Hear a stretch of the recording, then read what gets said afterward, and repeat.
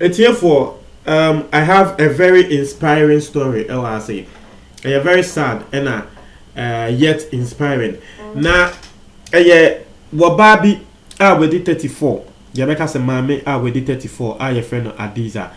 Now, answer never to us on subscribe and click the notification bell no and no any doubt screen so see. We understand latest news be about one sa ebeka.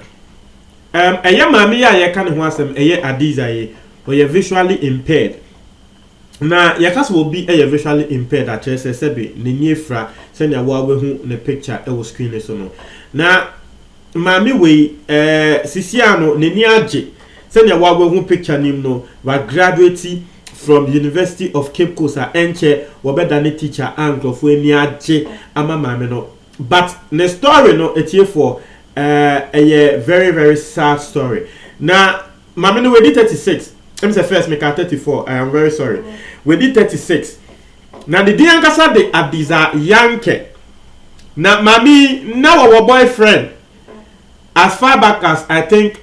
we must start say we moved date 2007. 2007 I say we share the boy no, and I say the boy no so say we no so the nifra, and I we mo bon kono na we mo ebe pe we mo ho asem. Na boy no ekache mame ne se wope no na che se mame no wope ne ye nti omo wo hwa na guy no eche mame ne se oh me ware o but me pese wo ye na che se wo emame me pese ye ne ye wo na em se omo relationship no wo omo wo hwa na che se 2015 mame no ebekache guy no se oh ma fefro na wo bekache guy no se wa fefro no anye guy ne de guy ni susu se mame na kofa ne chi inti guy no ejai mame no eje for monti asem no after 8 years of relationship no guy no we be jai mame no na yenyante yesa de enti abrante no we jai mame no say abrante no so na edidi ni trim say nkrofo 2 asa bi wo moni efra wo mo be wo a wo mo man so wo moni ebe den ebe fra. Now this is the notion a lot of Ghanaians are actually having, but scientifically no it is not always the case. Nkofo 2 a wo moni efra no ombetumi awo embra wo momba no wo moni enfra ye but na guy no eye ne se ne ni efra na mame ne so ne ni efra ne ntino wo mo wo a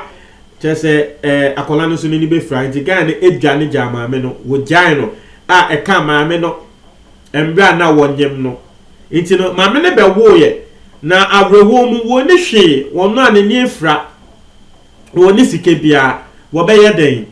itietiefo na de na aka se mami ebeye because oni obi a wo hwe ne so nti de na aka se mami beye ne se wo be kokwan so na wako stressiska se nya ya yete Ghana no ya yetan hu no se sebe Ghana for dodo na sebe wo mo asebe mo di dem no wo mo kokwan so traffic light mo eco stressiska na wo kokwan so a wo stressiska na that ruby eye Adom FM fo ko ho a wo mo ko interview no e na tese wo kan the story share a multimedia group no. Now what kind of story share multimedia group no? Emsa mame no you be a school e wo Okuapeman into 1987 year group of Okuapeman Senior High School. Any say Okuapeman Senior High School a school bia wo also they have a school for the deaf and dumb and the blind people and so and you know 1987 year group of Okuapeman Senior High School for no eba to the aid of mame no. Now one more tie mame ne story ete say mame no you obi asebe na wa bin e wo school wa pass wakọ and now wenya admission into UCC University of Cape Coast but when this car wo de beko wo bi asebe wo wokwan ho a wo sriska wo besi den akọ university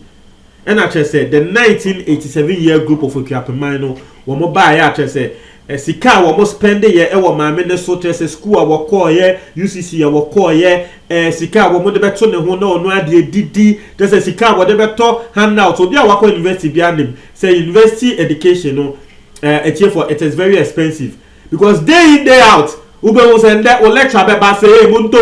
muntowe one time parcel the university education wo pesa wo pass ni ntino by force so beto it's a handout ne nyama wo beto ni ano tese the 1987 year group of Okuapeman Senior High School o ma no mo take course ni nia enti sika ni a wo mo de ehye ma bi mu throughout the 4 years no around 35,000 Ghana cedis for 350 million. After say one more share mami mu or de invest in mami ya just one more buana wotumi edico school and that me woka saying mami a graduate ya in Crawford will need mami the classmates in niaje just say what year in some of the classmates can fan the home and I send the teachers can say mami uyobia sebe wa bian ube say yes. This is an inspiring story. Me pesa me de premo na munia mutie. Na ye bisa ma me no say na say bi wo bia say bi wani efra na one normal students so to speak, not to say bi wo mo wo mo negu omo ye visually impaired omo nya normal, not to say that, but just in a way say me pesa me describe na munia muhu say bi wo bia wani efra na woni say bi wo mo ni mfra etina classroom saying ena mami uhuno ena okan say ne credit e wo ho ana waka wo se wo bre ye papa because school na wo koye no hostel na wo da no eto de bia insio emba na nso e wo se wo ko class na obi a wako university bia no enim se be university no wo bia wo ho bia no ne ni abre se wo ba ebesua de inti no wo bia eye ade e wo nu ni lemu enya afianza se bi wo bi beja de wo ye na wa behwe wo so wati ase inti wo no se bi ne ni efra ni ti eye den sometimes obeso ko jare na wo ko tena classroom na chese wo suande but insio emba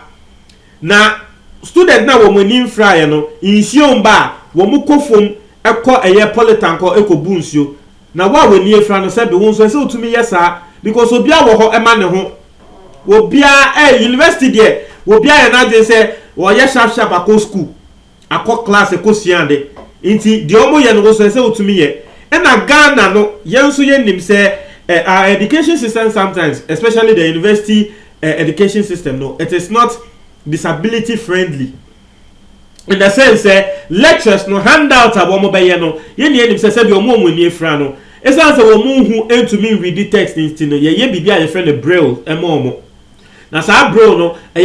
dot wo mo ade o mo nsa e fa so a o mo be hu say okay teacher no textbook a wo de aba no asem we e na e ka wo ma asem we e na e ka wo na Ghana na ngasa no we are not okwa abrochi a e wo ho bibia o be ye bia no wo mo ye a disability friendly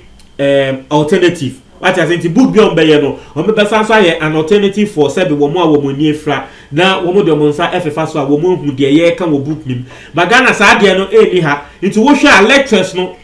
wo mo handout a wo mo de ba no sometimes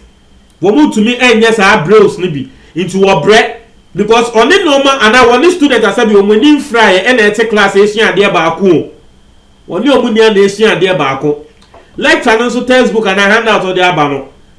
watro wom unsu woni efra wunhu into obe ne den into to de bia ne nanfofo na tese wo mo readi ema no na wahye ne nso and now we know to me convert some of the things into braille stress ni nia yesika etie for enye easy into mami wa femu papa we say the 4 years I work at University of Cape Coast no enye easy but odankopon wase osanso da ekrapomanfo ase osanso da multimedia ase sebe na nkasa ade no mo amba interview no ama sebi okrapomanfo the 1987 year group o mo ehu ne say we dey say yeboana na nkasa be still wonam kwan ho a wone ne ba wa wone fresh no na nka wonam kwan ho a wo sre sika na maame no edda Ghana fo ase pan say Ghana for at least mutumi aboa no internet for this is an inspiring story. I think Ghana is saying a lot of negative news it is sometimes we need news like this to actually motivate us. Say yes, even people no matter the situation you are in, no matter the situation, tibia won bia no ubetumi efrim.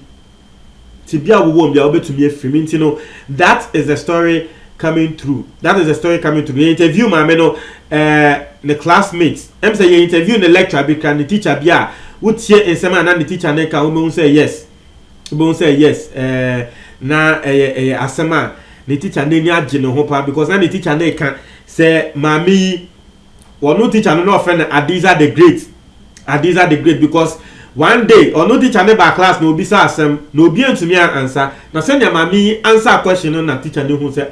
mami wa ben na ho na wotu ne din Adiza the Great ho na wo fan adam for and obeda na adam for. This is the story. Muntra mo adwen comment box mo chefo me da ase.